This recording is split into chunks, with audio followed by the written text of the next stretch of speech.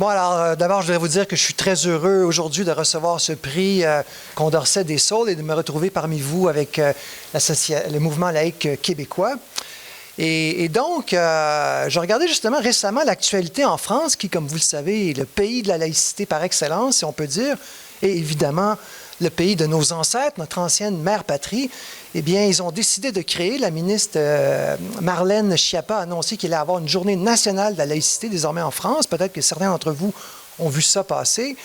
Et également, elle a annoncé qu'ils allaient rehausser les bourses qui sont associées à ces prix, à des prix qui décernent, eux aussi, des prix de la laïcité. Alors, cette année, il y aura 11 récipiendaires qui vont recevoir un prix de la laïcité en France, assorti d'une très belle bourse de 50 000 €. Alors, quand j'ai vu ça, je peux vous dire que je me suis fait la réflexion suivante.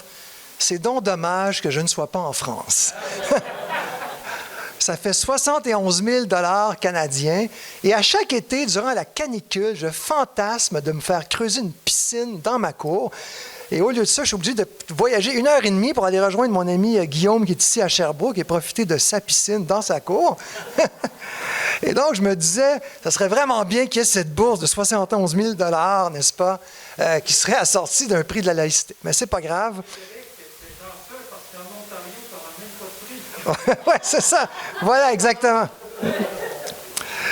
Alors évidemment, je suis très heureux de me retrouver ici avec des gens qui, je pense, sont des partisans de la laïcité. Comme vous, monsieur, en avant, je ne vous connais pas, mais vous êtes un partisan de la laïcité. Alors, bien, écoutez, envoyez-moi une demande d'amitié Facebook. Moi, j'aime beaucoup ça qu'on soit réunis sur Facebook dans une communauté d'esprit, de gens qui partagent les mêmes objectifs. Et moi, une réflexion que je me fais souvent comme partisan de la laïcité, c'est la suivante, ou une question que je me pose et que je vais vous poser aujourd'hui. Êtes-vous tanné de vous faire traiter d'intolérant parce que vous défendez la laïcité? Oui. J'ai pas compris. Êtes-vous tanné de vous faire traiter d'intolérant parce que vous défendez la laïcité? Oui. Bon, ben c'est ce que je me disais. Voilà, exactement, de racistes, d'intolérants, de xénophobes et de toutes sortes de colibets qui nous sont régulièrement lancés à nous qui défendons la laïcité. Et quand vous y pensez, quand on réfléchit à ça, quand on connaît c'est quoi la laïcité, c'est quand même incroyable qu'on se fasse traiter de la sorte, qu'on se fasse servir de telles accusations quand on défend un idéal comme celui de la laïcité. Parce que, évidemment, la laïcité protège d'abord l'école de l'influence du religieux. Elle met l'école en dehors des passions du monde et elle fait de l'école un lieu où on apprend les matières fondamentales, un lieu où on apprend la langue commune, un lieu où on transmet les valeurs et la culture de la nation. C'est ça l'école et c'est ce que la laïcité protège. Alors, évidemment, la laïcité aussi protège la liberté de conscience des élèves parce qu'évidemment, elle empêche les professeurs, notamment, d'afficher leur religion au sein des institutions scolaires dans le cadre de leur travail. Alors, évidemment, ça protège la conscience des élèves, ça protège la conscience des parents. Et évidemment, ça inclut également ceux qui sont athées, dont la liberté de conscience est également respectée.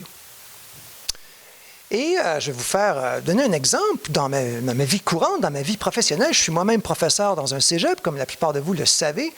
Il ne me viendrait jamais à l'idée, dans mes cours, d'arborer un signe religieux de la religion que je pratique, parce que je sais très bien que cette religion est pratiquée par certains de mes élèves, mais elle n'est pas pratiquée par d'autres. Et certains de mes élèves arborent eux-mêmes le signe de la religion que je pratique. Alors, comment est-ce que je pourrais moi-même avoir l'air du professeur qui est équitable envers tous les élèves? Comment est-ce que je pourrais incarner le professeur de toute la classe si moi-même j'arborais, n'est-ce pas, mes couleurs et que moi-même j'arborais un signe religieux de la religion que je pratique? Alors, évidemment, ça serait complètement impossible. Il faut comprendre que la religion, c'est une vision du monde, c'est une vision du sacré, c'est une communauté d'esprit extrêmement forte. Et naturellement, c'est pour cette raison que les personnes en position d'autorité doivent absolument rester dans un devoir de réserve et ne pas afficher leurs convictions religieuses dans le cadre de leur travail. Alors, en fait, en fonction de ce que je viens de dire, la laïcité, c'est une mesure inclusive et une mesure égalitariste. Et il faut que ça soit dit, il faut que ça soit redit dans le débat que nous faisons, que les vrais partisans de l'inclusion, ce sont nous les défenseurs de la laïcité et que nos adversaires sont les partisans de la rétrogradation et de la régression. Et c'est ça le vrai, les deux camps qui s'opposent, ce sont nous qui sommes les inclusifs et nos adversaires qui ne le sont pas.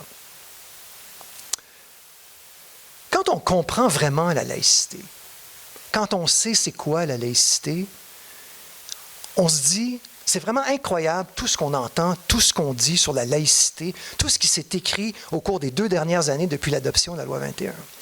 Alors, par exemple, je pense à, naturellement, l'animatrice du débat en anglais lors de la dernière élection fédérale, vous vous en souviendrez, Sachi Cool, qui avait, dans sa question posée au chef du Bloc québécois, « Comment pouvez-vous défendre une loi discriminatoire? » Alors déjà, la question était complètement biaisée. Quand on sait c'est quoi la laïcité, quand on sait que c'est le contraire de l'intolérance, c'est inadmissible qu'une chroniqueuse du Globe and Mail, le fameux quotidien national du Canada, dise que la laïcité, c'est comparable à l'assassinat de George Floyd aux États-Unis lors du fameux événement de 2020 qui avait vraiment lancé toute une tempête médiatique et politique aux États-Unis et à travers le monde. Quand on sait que la laïcité, je n'ai pas besoin de convaincre personne ici, c'est l'enfant du siècle des Lumières, l'enfant de la raison et l'enfant de l'humanisme, c'est totalement révoltant qu'on voit un avocat, lors du procès de la loi 21, la comparer aux lois de Nuremberg, comme ça a été rappelé tout à l'heure par M. Daniel Barry. Quand on sait que la laïcité contribue à rapprocher les hommes en misant sur ce qui nous rassemble plutôt que sur ce qui nous divise, c'est absolument incroyable de voir que nos ennemis politiques ont fait un lien entre la loi 21 et le terrible attentat qui a visé une famille musulmane à London, en Ontario, l'été dernier. Quand on sait que plusieurs pays démocratiques dans le monde ont des lois comparables à notre loi 21, c'est inacceptable qu'un ancien chef de l'opposition à Ottawa, en la personne de Thomas Mulcair, appelle à la désobéissance civile et dit aux opposants de la loi 21 de ne pas respecter les lois du gouvernement démocratique du Québec. Alors moi, j'ai dénoncé à chaque occasion ceux et celles qui ont ainsi traîné le Québec dans la boue et j'ai été critiqué pour l'avoir fait. Et vous avez ma parole aujourd'hui que ragaillardi par le prix que vous me décernez, je vais continuer ce combat.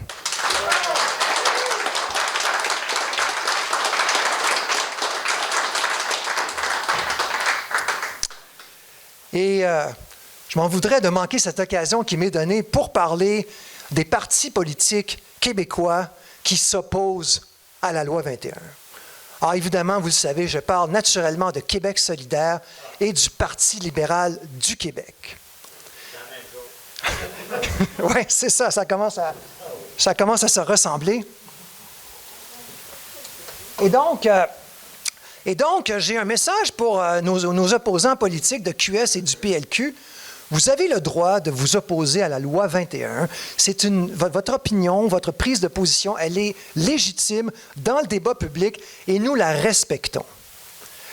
Si vous gagnez l'élection de 2022, vous aurez toute la légitimité nécessaire, si vous le souhaitez, pour abroger la loi 21 et personne ne vous contestera cette légitimité démocratique que vous aurez gagnée à travers l'élection qui viendra l'année prochaine. Par contre, il est tout à fait fondamental que les gens de Québec solidaire et du Parti libéral du Québec défendent avec nous le droit du Québec de faire ses choix, de faire le choix de la laïcité dans ses champs de compétences.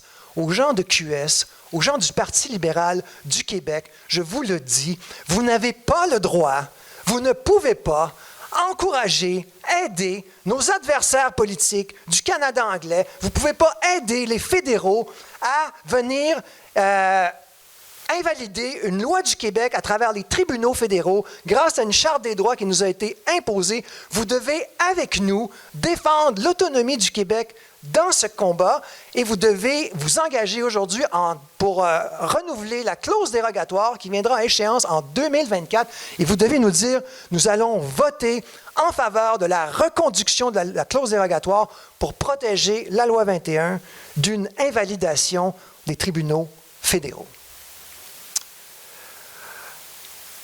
Ultimement, la lutte que nous menons pour la laïcité, elle se ramène au fond, elle se ramène à un choix collectif entre nous et le reste du Canada. Derrière cette bataille que nous faisons pour qu'on respecte nos traditions, nos décisions, nos choix historiques sur la laïcité qui remontent à la Révolution tranquille, au moment où on a décidé de sortir l'Église catholique des écoles, du système de santé, au moment où le Québec a fait des grands pas dans la laïcisation, eh bien, ultimement, ce que nous défendons aujourd'hui dans cette bataille pour défendre la loi 21, c'est la liberté de faire nation. C'est la liberté du Québec qui est en cause ultimement dans cette bataille. Et c'est vraiment dans ce sens-là que nous devons continuer de livrer ce combat patriotique. Et je suis sûr que nous le poursuivrons ensemble dans l'avenir qui s'annonce. Merci.